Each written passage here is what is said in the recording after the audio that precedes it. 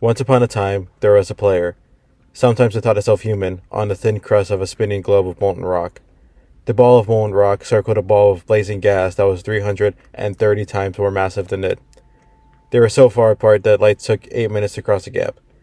The light was information from a star, and it could burn your skin from 150 million kilometers away. Sometimes the player dreamed it was a miner, on the surface of a world that was flat and infinite. The sun was a square of white, the days were short, there was much to do, and death was a temporary inconvenience. Sometimes the player dreamed it was lost in a story.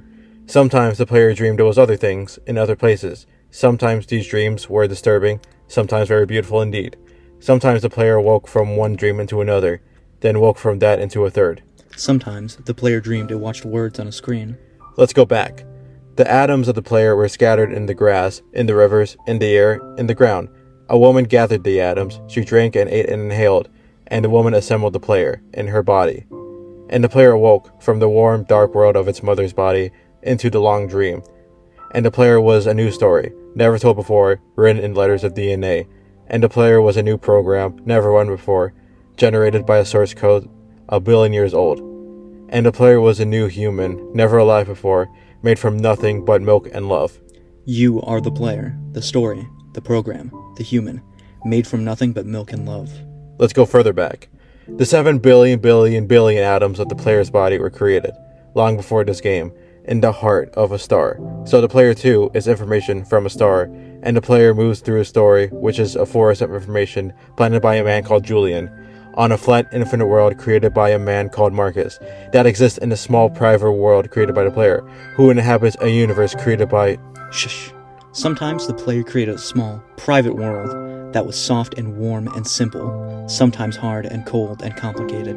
Sometimes it built a model of the universe in its head, flecks of energy moving through the vast empty spaces. Sometimes it called those flecks electrons and protons. Sometimes it called them planets and stars. Sometimes it believed it was in a universe that was made of energy, that was made of offs and ons, zeros and ones, lines of code. Sometimes it believed it was playing a game. Sometimes it believed it was reading words on a screen. You are the player, reading words. Shh. Sometimes the player reads of codes on a screen, decoded them into words, decoded words into meaning, decoded meaning into feelings, emotions, theories, ideas, and the player started to breathe faster and deeper and realized it was alive. It was alive. Those thousands deaths had not been real. The player was alive. You are alive. And sometimes the player believed the universe had spoken to it through the sunlight that came through the shuffling leaves of the summer trees.